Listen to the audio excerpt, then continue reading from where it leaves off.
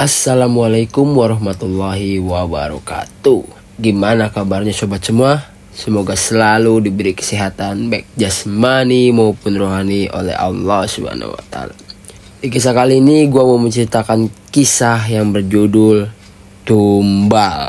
Agak ngeri ya dari judulnya, tapi untuk kisah ceritanya itu kita nggak tahu. Oke, langsung aja nggak usah lama-lama, kita ke teror. Aku menikah di tahun 2018 lalu. Aku banyak berharap kepada orang yang menjadi suamiku. Berharap terlalu tinggi padanya dan berharap tidak akan pernah sirna cinta kami. Tapi kenyataan yang terjadi justru sangat menyakitkan. Waktu dengan sangat cepat menunjukkan siapa suami dan keluarganya serta apa yang telah mereka perbuat di belakangku. Entah kenapa aku pun merasa menjadi perempuan yang sangat sial di saat itu. Aku mengenalnya 8 tahun lalu dan aku tahu dia sempat menaruh hati padaku. Tapi aku tidak suka dengan pria yang lebih muda. Perlahan-lahan aku menghindar sampai akhirnya kami lost kontak dan dipertemukan 7 tahun kemudian. Dan di saat itu dia dengan berani mengajak aku menikah. 1 minggu di awal pernikahan, dia mendapat tugas ke luar negeri. Maka aku pun tinggal sendiri di kontrakan yang jauh dari rumah orang tuaku. Awalnya aku tidak merasakan apa-apa. Sampai ketika teman dari suamiku ini menghubungi dan meminta izin untuk tinggal di kontrakanku. Selama mereka tinggal di Jakarta untuk sementara, dari sinilah semua terbongkar. Semua terbuka. Semua menunjukkan sifat aslinya. Dengan senang hati, aku menerima mereka dan menampung mereka sementara di kontrakanku. Rupanya kebaikanku adalah awal penderitaanku. Mereka tinggal selama 1 minggu tanpa aku menaruh curiga apa saja yang mereka lakukan di dalam kontrakanku ketika aku pergi bekerja. Tak terasa setelah 1 minggu akhirnya mereka pamit. Dan dari situlah aku mulai merasakan hawa yang luar biasa tidak nyaman di dalam kontrakanku. Aku bukan indigo, tapi terkadang aku bisa melihat keberadaan mereka. Aku seringkali merasa ada wanita yang mengikutiku dengan berjalan merangkak ketika aku berada di dapur. Dan di dalam kamar mandi aku merasa ada pocong yang telah mengawasiku. Tapi aku masih anggap itu angin lalu atau rasa ketakutanku saja. Sampai aku benar-benar melihat sesosok perempuan berdiri tepat di depanku ketika aku baru saja berbaring di kasur. Saat wanita itu muncul, aku mencoba untuk tenang dan mengabaikannya sampai sosok itu pergi. Tapi rupanya belum selesai. Aku sangat sadar bahwa aku benar-benar diganggu ketika aku melihat sebuah tangan besar dengan kuku panjang yang hitam pekat meraih tanganku. Aku benar-benar merasa sangat ketakutan dan merasakan sesuatu yang salah. Tapi di saat itu aku tidak memberitahukan kondisiku itu kepada siapapun, termasuk keluarga atau bahkan suamiku, karena aku takut mereka khawatir. Aku merasakan sesuatu yang salah karena ketika pertama kali aku menyewa kontrakan tersebut, aku yakin secara hawa ruangan benar-benar dalam kondisi yang sangat aman bahkan dari keberadaan makhluk-makhluk itu. Namun justru kini teror yang aku rasakan semenjak teman dari suamiku itu menginap. Maka aku beranikan diri untuk bercerita kepada pamanku yang dia memang ahli dalam hal tersebut. Dia hanya berkata ada yang tidak suka padaku dan berniat menghancurkan rumah tanggaku. Tapi siapa? Saat itu aku teringat kepada kakak iparku. Karena sebelum acara pernikahan, aku tidak tahu apa yang terjadi. Tiba-tiba saja dia melabrakku dan mengatakan bahwa semenjak suamiku mengenal aku, dia sering membangkang dari kakaknya dan mengakibatkan mereka bertengkar sampai ibunya menangis. Aku tidak tahu masalah apa yang terjadi pada suamiku dan keluarganya. Bahkan ketika kutanyakan pada suamiku, dia tidak mau membahas masalah itu. Kuanggap masalah itu selesai karena aku meminta maaf pada kakaknya walaupun aku tidak tahu apa kesalahanku. Dan keanehan makin sering terjadi karena aku sering merasakan sakit di perut, pundak, dan kepala. Anehnya ini selalu terjadi mulai dari pada asar hingga maghrib. Karena sering ketakutan dengan kehadiran mereka di kontrakan, membuatku menyengajakan sering pulang telat dari kantor. Sampai suatu ketika paman menelponku. Pamanku tiba-tiba menelpon dan menyuruhku untuk datang ke rumahnya di Bandung. Maka Sabtu Minggu aku pun pergi ke sana. Lalu tanpa ku minta, paman membacakanku ayat-ayat ruqyah hingga aku benar-benar merasakan sakit luar biasa di sekujur badanku. Sakit yang amat sangat hingga tanpa sadar aku menangis karena merasakan panas dan sakit yang belum pernah kurasakan sebelumnya. Bibiku pun berada di sampingku menemaniku dan menyuruhku untuk beristighfar dan memohon ampun kepada Allah. Lalu paman memaksaku untuk meminum air bidara hingga aku pun muntah mengeluarkan isi perutku. Dan percaya atau tidak, yang aku keluarkan adalah cairan berwarna hijau dan kepingan-kepingan putih. Aku tidak tahu itu apa. Tapi setelah aku diruqyah oleh paman, aku merasakan tubuhku benar-benar sakit. Rupanya banyak yang bersemayam di dalam tubuhku yang untungnya bisa dikeluarkan oleh paman. Jam 9 malam sampai jam 2 pagi aku sangat tersiksa. Entah kenapa aku bisa merasakan semua itu. Semua selesai ketika paman memintaku mandi dengan air bidara.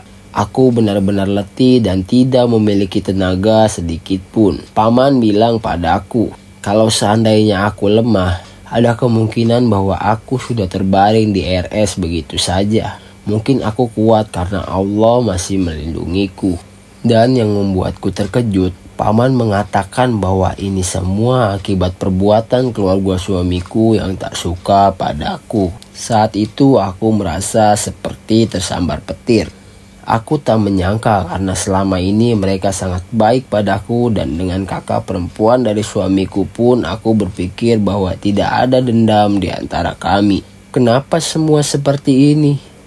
Aku benar-benar tidak tahu harus percaya atau tidak. Saat itu paman memutuskan untuk memberitahukan orang tuaku atas apa yang terjadi padaku. Karena menurutnya ini sudah sangat membahayakanku. Aku tidak tahu harus berkata apa dan harus bagaimana. Aku ingin suamiku ada di saat seperti itu, tapi aku tidak tahu bagaimana reaksinya jika hal itu diketahui olehnya. Aku masih diam hingga esoknya ibu mertuaku menelponku. Saat itu aku takut, teringat akan rasa sakit yang kualami di sekujur badanku saat diruqyah. Tapi aku memberanikan diri mengangkat telepon itu. Nadanya terdengar biasa. Ia menanyakan kabarku karena sudah sebulan aku tidak datang ke rumah. Aku mengangkat telepon dari ibu mertuaku itu. Di ujung telepon, nadanya terdengar biasa. Ia menanyakan kabarku karena sudah sebulan aku tidak datang ke rumah. Biasanya aku selalu pergi ke rumah mertuaku di awal bulan dan menginap di sana seolah itu rumahku sendiri. Aku menganggap mereka orang tuaku. Aku menganggap kakak-kakak suamiku adalah keluargaku. Aku selalu menanyakan apa kebutuhan ayah dan ibu mertuaku. Jika mereka butuh sesuatu, maka biar aku yang menyediakannya karena mereka sudah tua. Dan aku tidak mau mereka pergi sendiri keluar mencari. Karena sebelumnya suamikulah yang memenuhi kebutuhan mereka, maka ketika suamiku tidak ada, aku berusaha menggantikannya. Tapi apa yang tampak di depan mata tidak selalu sesuai dengan yang di belakang. Karena sudah ditanyakan seperti itu, hari itu aku memberanikan diri untuk datang ke rumah mertuaku usai pulang bekerja. Ibu mertuaku bilang, kakak ipar perempuan mau menemuiku karena dia bilang pacarnya yang baru saja jalan-jalan dari luar negeri memberikan aku oleh-oleh kalung mutiara. Dengan dada berdegup kencang, aku masuk ke dalam rumah setelah sebelumnya aku meminta tolong kepada temanku untuk menelponku segera jika aku meminta atau memberi kode. Aku bercerita kepada temanku masalah yang kuhadapi. Maka aku berpesan untuk segera menelponku jika aku mengirimkan teks WA sebagai tanda sinyal aku dalam bahaya. Berhubung saat itu bertepatan dengan momen awal Ramadan, aku pun mencoba meminta maaf kepada mereka apapun kesalahanku. Aku berharap mereka mau memaafkanku dan tidak melakukan hal yang aneh-aneh seperti itu. Tetapi semua tidak dapat diduga.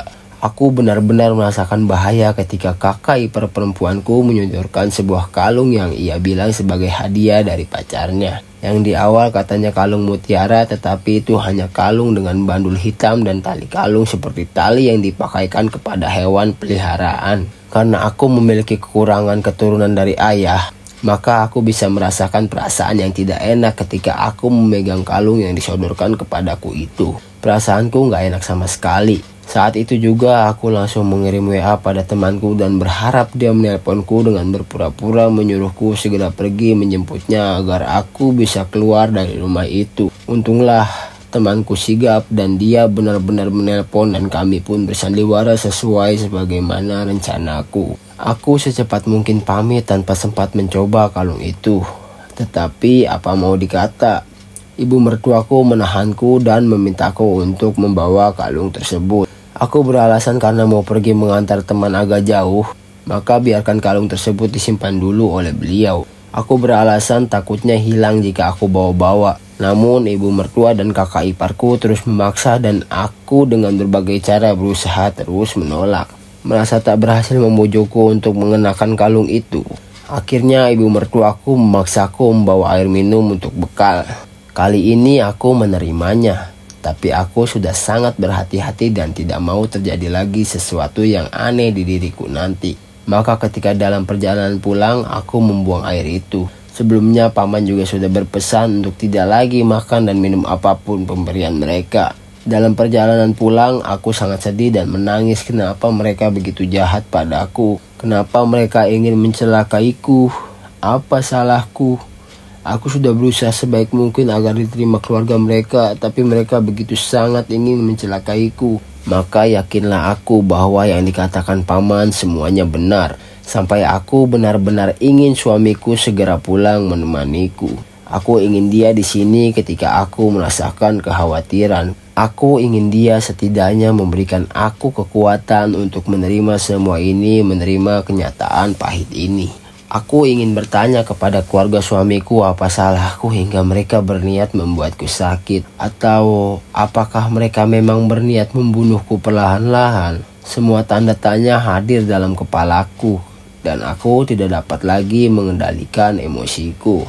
Hingga akhirnya aku bercerita pada suamiku tentang apa yang terjadi padaku. Tapi aku mengatakan bahwa hal itu dialami oleh temanku. Aku ingin tahu pendapatnya jika hal itu terjadi padanya. Aku juga tidak bisa memberitahukan yang sebenarnya. Aku takut menyakiti hatinya jika ia tahu bahwa keluarganya sendirilah yang berniat menghancurkan rumah tangga kami.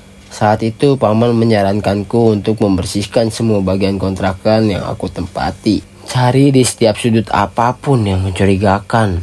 Aku pun melakukannya ditemani orang tua dan adikku. Tahukah apa yang kami temukan? Bungkusan kain kafan kecil-kecil berada di atap tempat kamarku. Ruang dapur memiliki ventilasi atap yang bisa dimasuki oleh satu orang dengan memanjat tembok. Adikku melihatnya dan berniat mengambilnya, tapi dilarang oleh paman karena siapapun yang memegang barang tersebut akan menjadi korban selanjutnya, bahkan sulit untuk disembuhkan. Kami terdiam. Maka paman sendiri yang menginformasikan bahwa dialah yang akan mengambil barang tersebut ketika di tengah-tengah Ramadan. Ia yakin jika dalam bulan Ramadan ini kekuatan syaitan melemah. Setelah semua kain kafan yang berada di atap kamarku diambil, paman membawanya ke Bandung lalu ditaruh di lapangan terbuka dan dikelilingi dengan air bidara dan dibakar. Saat itu keanehan terjadi. Kami semua mendengar suara tawa kuntilanak dari arah yang tidak kami ketahui, dan dalam hitungan detik semua lampu di rumah paman sampai beberapa kontrakan di dekat lapangan tadi langsung padam total. Kami pastikan itu bukan lampu yang dimatikan sengaja tiap rumah karena mati bersamaan dengan datangnya suara tawa yang kami dengar. Aku, Om, dan Bibi semua sangat ketakutan. Tapi saat itulah seluruh rasa sakit di badanku hilang bersamaan dengan dibakarnya kain kafan itu. Aku bertanya pada paman siapa yang menaruh barang-barang tersebut di dalam kontrakanku. Paman hanya menjawab, siapa yang sebelumnya menginap di kontrakanmu dalam sepekan terakhir maka dialah pelakunya. Tahu siapa yang menginap di kontrakanku kan? Tidak ada yang lain selain teman-teman dari suamiku beserta istri dan anaknya yang meminta untuk tinggal di kontrakanku selama di Jakarta. Iya, merekalah pelakunya. Tapi aku diam. Aku tidak melakukan tindakan apa-apa terhadap mereka.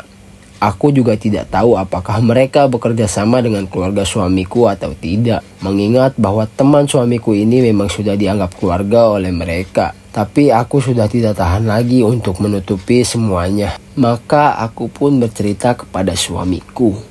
Masih dengan seakan-akan ini adalah kejadian yang menimpa orang lain.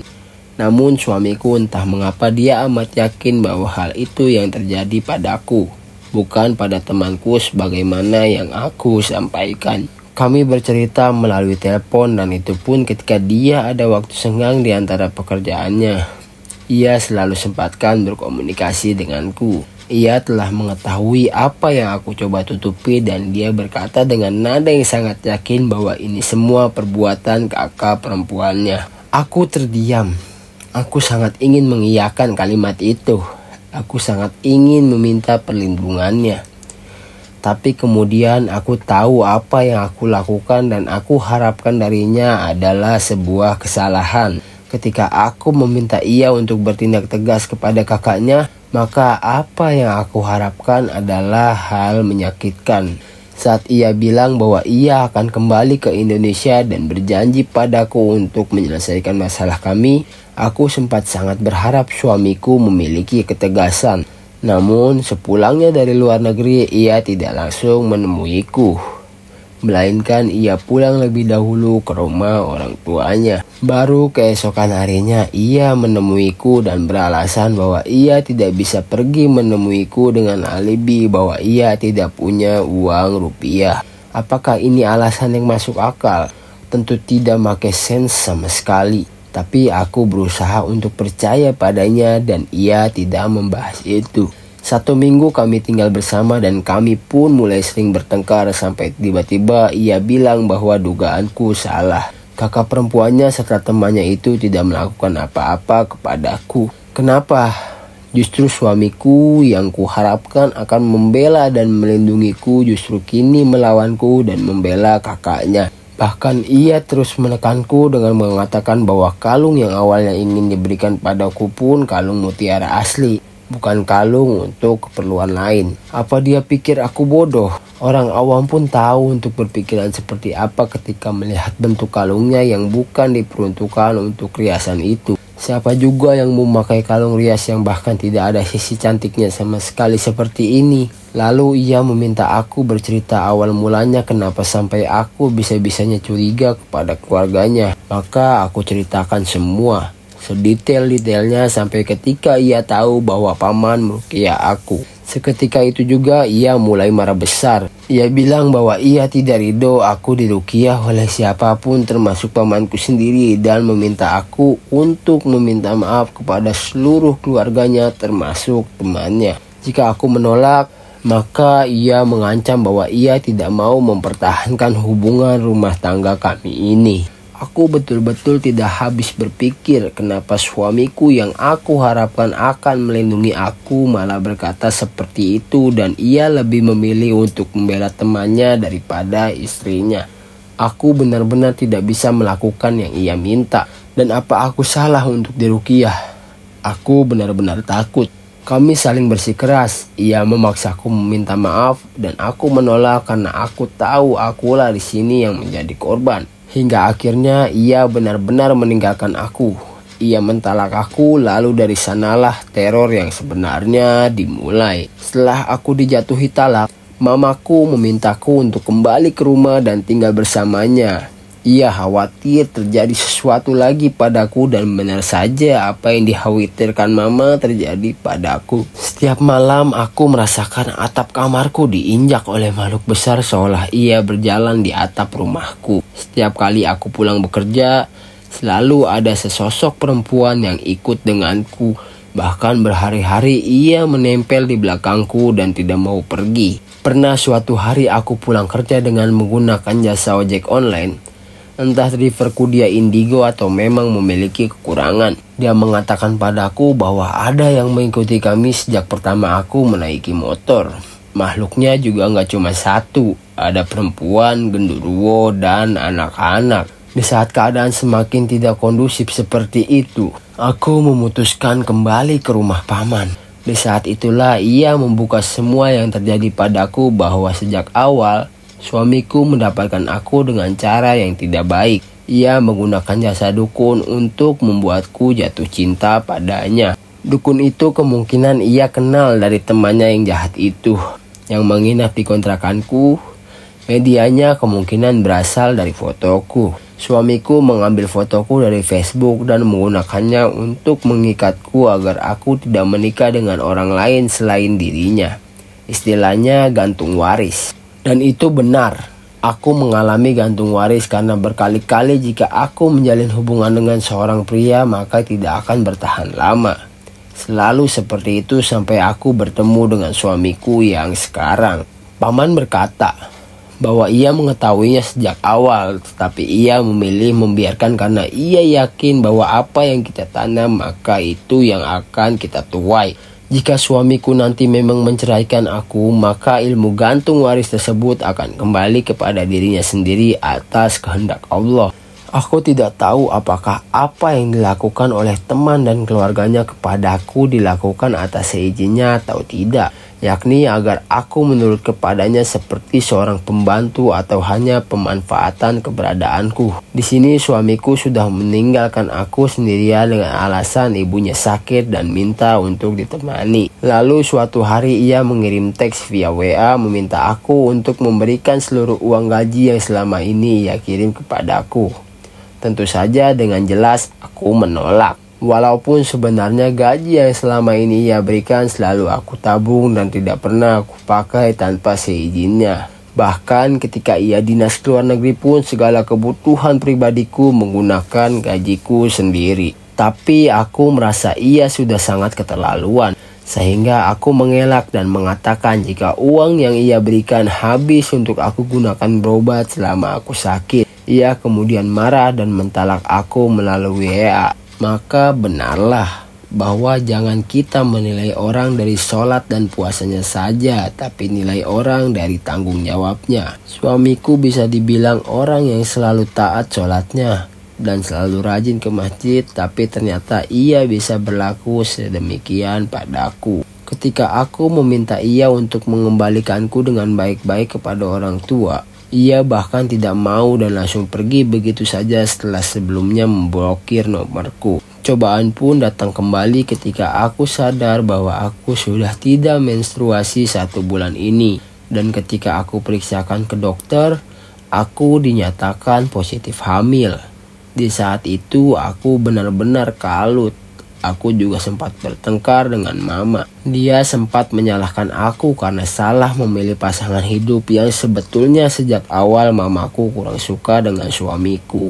Aku sempat pergi dari rumah karena depresi. Aku duduk diam di dalam stasiun, pikiranku galau. Aku hamil dan suamiku meninggalkanku. Ditambah mama kandungku sendiri marah padaku. Aku sempat memberitahu salah satu kakak laki-laki suamiku atas kondisiku yang sedang hamil. Tapi balasannya justru menghardik aku balik dan mereka sama sekali tidak percaya padaku. Aku pergi ke stasiun kereta dan duduk diam di sana hingga jam 11 malam tanpa tahu apa yang akan aku lakukan. Sempat aku berpikiran hal negatif. Aku merasa benar-benar sendirian dan semua orang menjauhiku dan terpikirkan bahwa mungkin lebih baik aku mati. Aku ingin meloncat saja ketika kereta datang. Mungkin saja rasanya tidak akan sakit dan aku bisa tenang setelahnya. Tapi kemudian aku tersadar bahwa mati bukanlah jalan keluarnya. Bagaimana dengan anak ini yang bahkan dia baru hidup 1 bulan di dalam rahimku? Ketika itu temanku menelpon dan menanyakan keberadaanku. Rupanya pamanku yang memang mengenal salah satu teman dekatku menghubunginya untuk meminta bantuan mencari aku yang tidak kunjung datang pulang. Saat itu aku putuskan untuk menerima takdirku yang seperti ini dan kembali ke rumah. Tak lama surat pengadilan agama datang dengan keterangan suamiku meminta cerai dengan alasan-alasan yang sama sekali tidak pernah aku lakukan. Aku pun datang ke pengadilan, tapi sejak awal pengadilan hingga akhir ia tidak pernah datang sama sekali. Maka sidang pun dibatalkan. Rupanya suamiku ingin menggantung status perkawinan kami. Sementara aku pun berfokus terlebih dulu pada kehamilanku ini. Sangat sulit rasanya hamil sendirian dengan keadaan tanpa suami. Ditambah dengan teror yang tak kunjung usai seperti ini. Kontrol kandungan pun aku lakukan rutin setiap bulan sendirian tanpa ada yang mendampingiku. Sakit, mual, susah semua aku lalui sendiri. Aku harus kuat karena ini demi anakku. Ketika hamil pun keluarga mereka masih tidak berhenti menggangguku. Suatu ketika saat kehamilanku di usia 8 bulan, aku terbangun jam 12 malam pas. Lalu aku melihat ke arah pintu kamarku yang memang tidak pernah aku tutup, berhadapan dengan ruang tamu yang lampunya dalam keadaan mati. Di sana aku melihat satu sosok besar hitam dengan mata merah menyala dan taring yang panjang di kedua mulutnya berdiri di ruang tamu. Ia semakin lama semakin mendekat ke arahku. Aku bacakan ayat kursi, Al-Fatihah, dan Mu'awwizatain. Aku mencoba berkomunikasi padanya dalam hati sambil bertatapan mata dengannya. Aku minta ia untuk pergi, dan ia hanya menggeram. Lalu ku minta ia pergi untuk kedua kalinya, dan geramannya makin kencang hingga aku pun merasa takut karena aku sedang mengandung. Aku bacakan ayat kursi, mencoba membaca dengan tenang, dan ku minta kembali agar ia pergi. Awalnya ia tidak mau pergi karena jika ia kembali, ia akan dihukum oleh dukun yang mengirimnya. Lalu aku minta ia pergi ke tempat lain, dan ia pun pergi, tapi aku tidak tahu kemana ia perginya. Masa-masa kehamilanku sudah memasuki masa 9 bulan. Perutku terasa kian berat dan segala yang kulakukan sudah susah. Sesekali aku menangis karena harus menanggung ini sendirian. Anakku tidak mendapat kasih sayang ayahnya ketika di dalam perut ibunya. Singkat cerita, anakku pun lahir. Setelah kondisiku stabil, aku putuskan untuk menggugat cerai suamiku karena sudah 1 tahun ia tidak memberikan nafkah kepadaku. Demi kebaikan anak ini, mungkin kelak aku nyatakan bahwa ayahnya sudah meninggal ketika ia bertanya di mana ayahnya. Aku tidak akan mempertemukan mereka berdua walaupun ia adalah ayah kandung anakku. Biarlah jika aku berdosa, walaupun aku tahu suamiku mencari-cari keberadaanku dan anakku pasca mengetahui anaknya telah lahir. Dia coba menghubungi nomor bibiku dan meminta aku untuk tidak menghalang-halanginya untuk bertemu dengan anaknya. Tapi semua terlambat. Aku tidak akan kembali padanya. Aku tidak mau hidup dengan rasa terancam. Bisa saja keluarganya nanti juga akan mencelakai anakku sebagaimana yang kualami. Hal yang menjadi kekhawatiranku terbukti ketika anakku berusia 1 bulan. Kebetulan paman datang ke rumah orang tuaku dan melihat anakku yang menangis terus-terusan. Seketika itu ia mengurut pelan anakku dengan membacakan doa ruqyah, salah satunya adalah ayat di surat As-Saffat. Seketika itu juga tiba-tiba muncul rambut-rambut hitam dari kulit anakku. Selain itu ada juga pasir hitam dan duri-duri halus bambu yang biasa kita temukan di pohon bambu yang kalau kita pegang rasanya gatal. Itu semua muncul dari tubuh bayi kecilku. Hatiku sangat sedih. Seorang anak 1 bulan yang tidak mengerti apa-apa dan masih suci ini kenapa jadi sasaran mereka? Tidak cukupkah mereka menghancurkan hidupku dan kini merembet ke anakku satu-satunya? Paman mencoba membesarkan hatiku. Ia bilang anak kecil tidak akan bisa dijadikan korban tumbal karena ia memiliki 4 malaikat pelindung. Namun tetap saja aku menangis. Apa salah anakku? Ia bahkan tidak tahu apa-apa mengenai apa yang terjadi. Dan kenapa suamiku bisa setega itu? Walaupun mungkin yang ia lakukan itu hanya agar anakku rewel dan sehingga aku mengemis padanya untuk kembali padaku. Tapi ini sangat keterlaluan hingga mengorbankan anaknya sendiri. Mungkin perceraian memang jalan satu-satunya agar kami lepas dari belenggu yang mereka buat. Selama kehamilan hingga kini, aku masih melihat berbagai macam makhluk dari perempuan sampai jin yang mereka kirimkan ke rumahku. Ditambah lagi sekarang kakiku sekarang pincang secara mendadak tanpa jatuh atau apapun karena ulah mereka. Paman bilang mereka menabur sesuatu di dekat kantorku. Jadi ketika aku melewatinya, maka sihir yang diberikan oleh dukunnya akan langsung menimpaku. Rasanya kakiku sangat sakit seperti diikat kuat dengan tambang. Aku bahkan pernah merasakan ditarik oleh sesuatu saat aku tidur. Jujur aku lelah, aku takut. Aku hanya ingin semua ini berakhir dan aku tidak lagi memiliki urusan dengan suamiku ataupun keluarganya lagi. Pamanku juga sempat menggambarkan sosok yang mereka kirim, berwujud burung api dengan tinggi melebihi atap rumahku. Sosok itu dikirimkan ke rumahku ketika aku memberitahu keluarganya bahwa anakku telah lahir.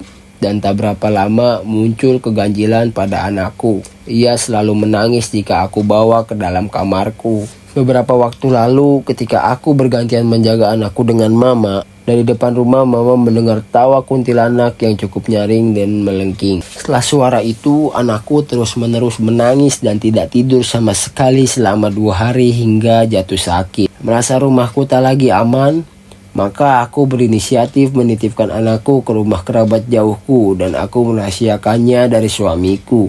Aku tidak ingin lelaki itu mengetahui di mana anakku tinggal. Hal lain yang membuat aku semakin sedih adalah anakku yang tidak pernah mau jika aku gendong. Paman bilang selalu ada makhluk yang mengikuti di belakangku. Maka anakku pun tidak mengkonsumsi ASI sama sekali karena jika aku yang menggendong ia langsung menangis keras. Bisa bayangkan bagaimana sakitnya hati seorang ibu yang tidak bisa menyusui anak kandungnya sendiri dan bahkan sang anak menolak bersentuhan kulit dengan ibu yang telah mengandungnya. Rasa sakit dan sedih itulah yang aku rasakan. Mungkin ada yang bertanya, kenapa keluarganya sebegitu berniat mencelakaiku? Kemungkinan besar adalah karena harta. Suamiku adalah anak bungsu namun juga menjadi tulang punggung keluarga. Kakak-kakaknya belum ada yang menikah, namun keluarganya sering hidup dengan mewah. Kehadiranku bagai ancaman bagi keluarganya bahwa aku akan mengambil sumber kemewahan mereka. Mereka mengincarku, mengincar anakku, segala hal yang intinya membuatku pisah atau meninggal. Sehingga harta suamiku bisa mereka nikmati tanpa campur tangan orang luar. Aku dan beginilah keadaanku sekarang, mengasuh seorang buah hati yang bahkan tidak diakui oleh ayah kandungnya sendiri. Namun biarlah aku bertahan. Aku yakin akan ada saatnya pertolongan Allah itu datang. Yang kubutuhkan adalah bersabar dan menjalani apa yang ada. Demikian ceritaku, semoga dapat diambil pelajarannya. Mohon doanya juga untuk keselamatanku dan anakku, karena aku tidak tahu hal keji apa lagi yang akan keluarga mereka lakukan padaku dan anakku ini kelak selama perceraian kaki belum terlaksana. Oke teman-teman, segitu aja ceritanya ya, yang berjudul Tumbal. Ini kayaknya kisah nyata dan semoga untuk mbaknya selalu diberikan kesabaran, kekuatan, dan semoga ada pertolongan yang dahsyat dari Allah agar mbak dan anaknya itu selalu dalam keadaan baik-baik saja dan hal-hal goib seperti itu akan hancur oleh pertolongan Allah. Oke teman-teman, sekian video dari gua. Buat kalian yang suka silahkan like, dan buat kalian yang gak suka silahkan dislike, dan buat kalian yang gak suka banget jangan di subscribe, dan buat kalian yang suka banget jangan lupa subscribe di bawah. Gua Panji Pandev, salam.